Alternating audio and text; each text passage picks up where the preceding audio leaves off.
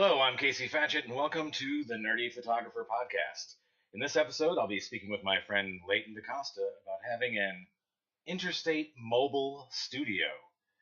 All that and more after this short break.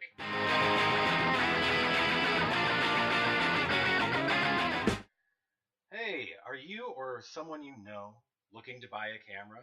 Not sure what brand or model to get? There's so many different choices in the camera industry. So head over to nerdyphotographer.com and check out our camera buying guide. Yes, we put together a comprehensive camera buying guide that will help you ask the right questions to find the right camera for you.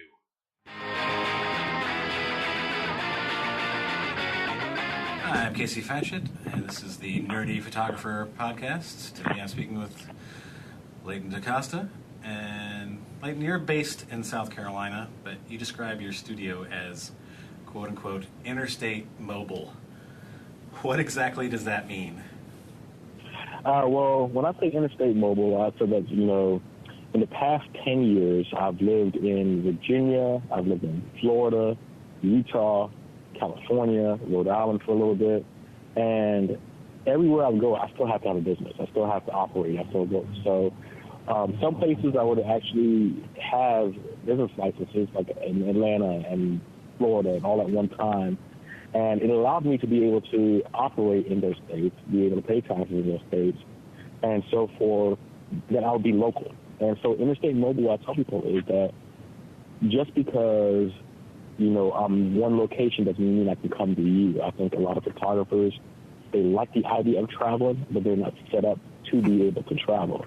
Yeah. One of the states, one of the states I do not work in, and I always joke with people about it, is New York and New York City. Because New York City is they will tax transient visitors if you work there for one day. And so, but you would have to know that going there. Right. So, with some states where you can work there up to 30 days and not get taxed for that stay. So, like I said, I like to travel. It comes back from the times I was in the Navy, and, it always gives me a different perspective no matter where I go. But you travel a lot still for shoots now, not just moving around, but you're still traveling a lot to do different types of shoots. Yes, and now it's gone more and more towards portraits and personalized portraits. I still travel to do weddings. I like destination weddings. Charleston right now is actually only behind Las Vegas for destination weddings in the United States. Really? And a lot of people don't they're like, what? I'm like, and technically they say that they're number one because they don't count Las Vegas as really a destination wedding place. Yeah. It's just a place that people go to get married. Right. So, they kind of end up there and get married. Exactly. When I first came to Charleston a few years ago, it would be very common for you to see 10 to 15 weddings on a Wednesday during the summer. Man, that's a lot. And that's just downtown. That's like Brooklyn numbers, man. Exactly, right? So, Charleston is a destination wedding place. I promote myself more so as a destination wedding. One of the things I've done is became legal to be able to photograph in Jamaica. So, I do pay Jamaican taxes, and I'm available to go down there at any time. And there's a couple secrets and tips that I have for photographers when they decide to go down to foreign countries. Okay, we'll get into that, but every time you mention Jamaica, I think of all those horrible accents in Luke Cage Season 2. Oh, there's a very bad accent. I don't know which is worse, though, Luke Cage or when you're looking at Bad Boys 2, when it's like, the devil is not welcome, yeah! Dude, every time I think of it, I immediately go to Marked for Death. With Steven Seagal. It's like, Screwface, give me 1,000 worse deaths than you, man. Can we get a New Jack City? Let me get some New Jack City accents in there, like some really good accents, Terrible. So I mean, do you mostly, so you're traveling around. Are you mostly, driving, flying? How are you getting from place to place with your gear? So it depends, and that was one of the things that I had to make a decision of whether or not it's worth flying or driving. And for me, it's 6 hours. Anything that's further than 6 hours, I will fly. It just makes more sense that way.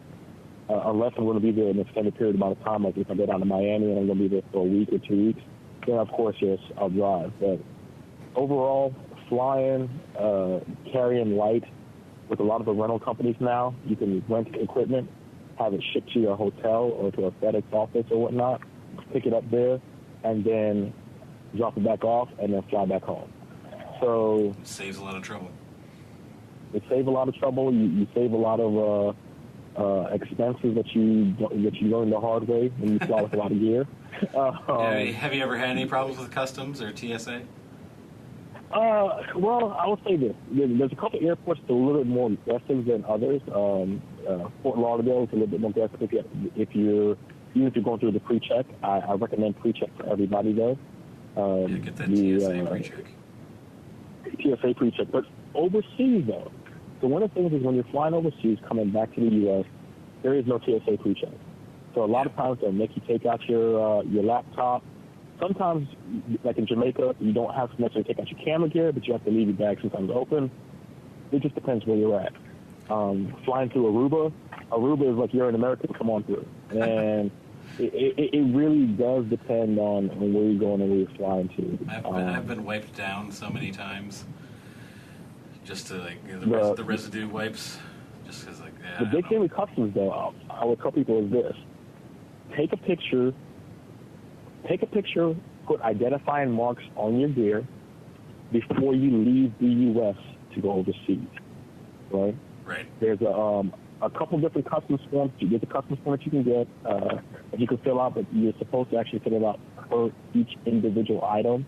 So if you have 5 cameras, you can fill out 5 different customs forms. Right. So to avoid that, you can get what they call a carnet. It's CARNET. And what a carnet is, it's like a passport for your gear. And so there's about 80-something countries that honor an American carnet. They can run about $300-$600 for a year, and you renew them every year. And then that way, that once you go overseas, you come back. Now, one is I'll give you some countries real quick that accept this carnet.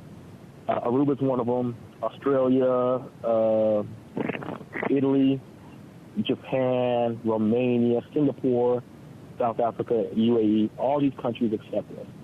It's really big only if you go to places like the UAE, Japan, places where you can actually go buy gear and bring gear back with you.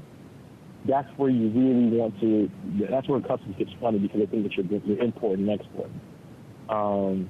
Jamaica is not one of those countries, ironically, that accepts a carnet. So you have to fill out separately?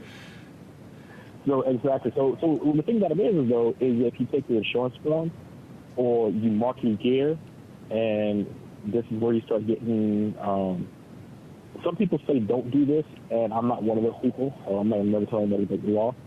When you're on the customs form in Jamaica, it actually asks you your occupation. And I'll put photography instructor. The reason why I put photography instructor is because for a professional photographer, if you bring a lot of gear down, they know that you're bringing a lot of gear. Right. And they'll let you go right through. They won't let you search a lot of stuff or whatnot. Montego Bay is a little bit easier than Kingston. Kingston will actually search things because people do come through Kingston to bring things down to Jamaica. But if you identify your gear, I label mine to put identifying marks, label my gear, put my company name or my initials on all my gear. That way they know that it's not quote-unquote you. You're not bringing it down for somebody else. Right. You're not bringing it down to sell. Exactly. Those are things that keep you out of trouble with customs. And most of those countries, what they're really trying to do is get you to pay a duty tax on stuff that you're bringing out there. Like you can bring a iMac, or not an iMac, I should say, a MacBook Pro down. But if they think that you're bringing it for somebody, they have to pay $300 or $400 in a duty tax. Damn. For that MacBook Pro. Exactly. It's getting pricey, man. So those are some of the things I said. Like, customs is really good. You just have to, it just takes planning. So you've got a workshop coming up in Kingston. Like, are there any other hurdles, like besides like we were talking about with like bringing equipment and stuff, like involved like setting up a workshop in another country? So logistics is a big thing. The first thing is that you need a host. You really can't. I see a lot of photographers do workshops like in Costa Rica and other places and stuff like that. You'll always find it easier to do a workshop if you have a host. I'm being hosted by a company down there that actually runs the villa. So they're putting me up in the villa. They're doing a couple other things. I'm training their people, and I'm also hosting a workshop alongside of that. You'll need to learn tax implications. You have people that you work with that's down there local. Anytime you work in another country, I suggest it to photographers all the time, and this is where I'm not saying this is illegal. I'm saying that you're working the system to make sure the system works. Right. Hire local photographers as your assistants. If I'm going to shoot a wedding in Aruba, for example, my second shooter is going to be an Aruban photographer. I have about 4 of the guys down there that I know personally, and they are the lead photographer on that shoot, and I am the second photographer. Makes sense. They know the area. Exactly. Even though I'm doing a lot of the stuff and I'm setting up, but I'm really more like his photo assistant, doing everything else, or the art director for my shoot. The other thing with the workshop is knowing who your market is. This workshop that's coming to Jamaica, while everybody around the world is invited, it is geared towards Jamaican photographers, and there's also a model base that's geared towards Jamaican models. So the pricing is set up for a Jamaican photographer or the Jamaican market. You have to think about who you're marketing towards. So, exactly. If you're in a country like Venezuela, where it's like, I think the market just crashed on them. Not just the market, but yeah, go ahead. Yeah, you can't do $1,000 workshop in Venezuela, and so and market it towards Venezuelans, and that's something that you got to keep in mind too as well. So, what's your workshop about? So the workshop, ironically, is about creating different images for transient clients. It is geared towards local photographers who are trying to capture a destination wedding, destination bride, destination groom, destination couples, period, who are coming down with vacation, who want to leave the resorts but don't know where to go, don't know who to trust, how they can market to them. The gear that we're bringing down for this it's the simplest gear. I'm showing them how to create great lighting techniques and tips with $500, less than $500 of lighting gear, using some people know it's flash points or Godox or whatever. Slash Godox. Exactly. I'm showing them how to use the Archie system, showing them how to use gels, when to use gels, how to use them, why you'd want to use them, doing a little bit of smoke effects, how to use the basic locations and capture things that people would normally wouldn't see. Right.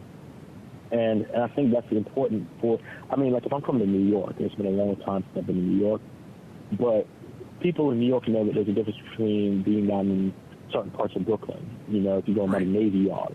Yeah, and, you get different looks in different areas. Exactly. Like, hey, everybody wants to be in Manhattan, and it's like, yeah, Manhattan gives you that city look, but if I'm over in Brooklyn or if I'm over in Queens, I can get a look of the city in the background. Right. Well, that's the thing that people don't realize, and I get a lot of calls for weddings in New York who are like, we want a skyline shot. And I'm like, well, we got to go to Brooklyn or Queens for that.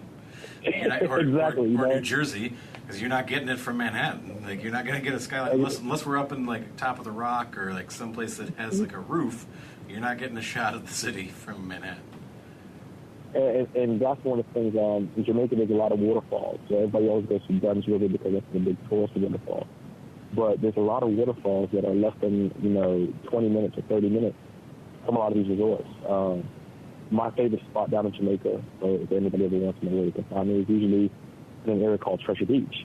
And Treasure Beach has a little bar that's about a mile off the coast on a sandbar. And it is a beautiful spot to shoot. And, a lot of people don't know this. And I it's sharing this stuff with the photographer down there and say, hey, with one guy that can help you out, 2 speed lights, and some nice angles or whatever, the gear that you have can get you to the next level. It also encourages prints, and there's a lot of things that in marketing that we're going to go over on how they can market to American and Canadian and British brides and grooms. There's some legal things that Jamaica doesn't allow that are still kind of antiquated compared to the rest of the Caribbean. But for the most part, Jamaica is a wonderful spot that you can go down. The logistics are there. You got 2 airports that you can fly into, and most of the island you can get to within 3 to 4 hours of any spot on the island. That's so, awesome. Now my next, I'm planning on doing this workshop, like I said, coming up Labor Day weekend. We're also working on doing an underwater workshop, Nice. hopefully by the end of this year. That's probably going to be in Aruba. And Aruba's another island I love going to because the logistics for photography is great. I mean, the island is probably about the size of, I want to say probably the size of Long Island, maybe a little bit smaller. Long Island's 100 miles. Well, so Aruba is 20 miles wide, or 20 miles long, about 5 miles wide, 100 square It's miles. lot smaller than Long Island. Yeah, so, I always tell my dad, I try to like describe to him, he goes, so how long is Long Island? I'm like, it's 100 miles. It's long. That's hence why the they call term long. Yeah. And so, it's little things like that. I think that one of the things with workshops, though, and what makes my workshops a little bit different than everybody else's that I've been to, and I've been to some great workshops, is that I don't teach photographers to shoot like me.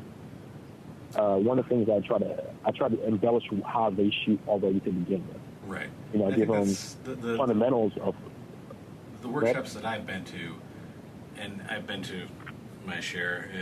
It's the ones where like, everybody's just shooting, or they're actually like, shoot it like this, like, and basically like forcing them to imitate, the main shooter. I'm just like, man, I don't want to be here. Like, this is not the type of picture I want to take.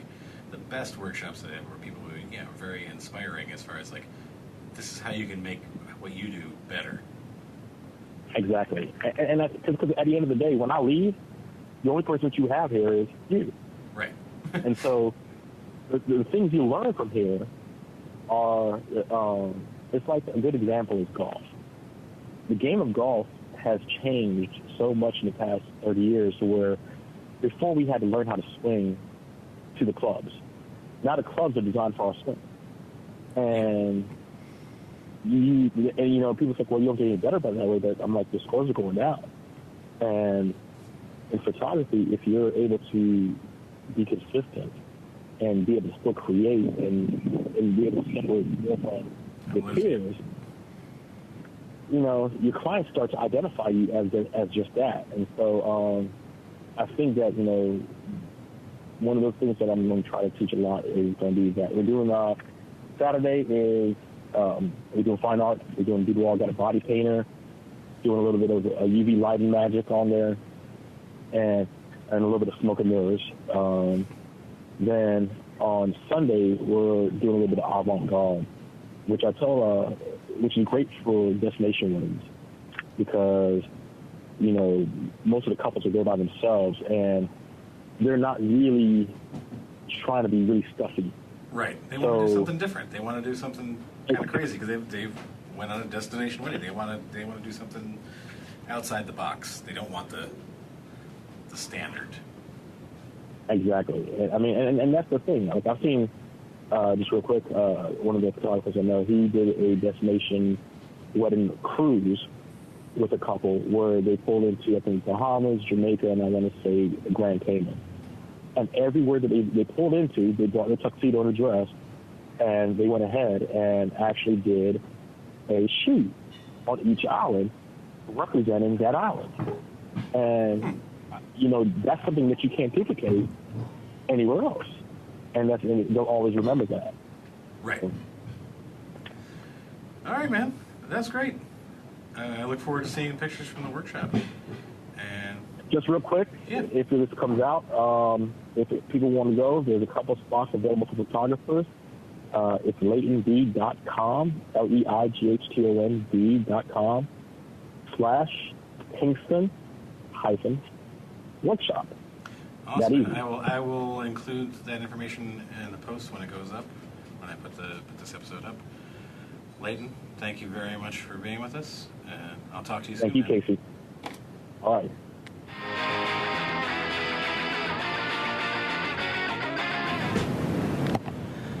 And now for my favorite part of the show. What's that say? Useless information. This is always death. I like to end every episode with a little bit of the useless information that rattles around in my head.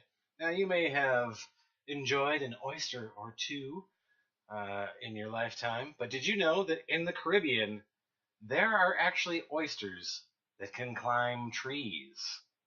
Stay safe out there, everybody.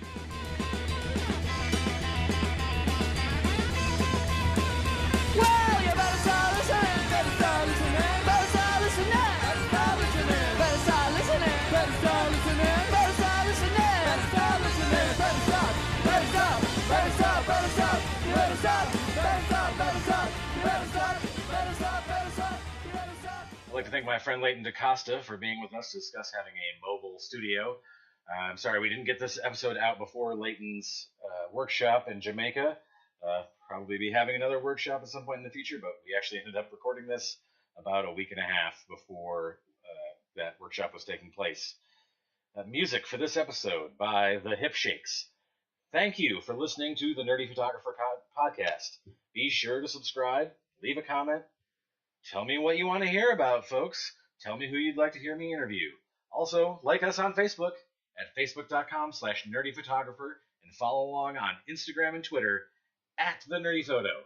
You can also support The Nerdy Photographer on Patreon. Go to patreon.com/nerdyphotographer. Contribute, get secret content only available to patrons on Patreon. Until next time, talk nerdy to me.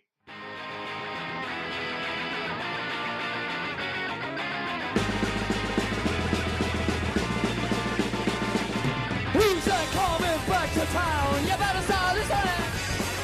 Who's your heart been beating about? You better listen.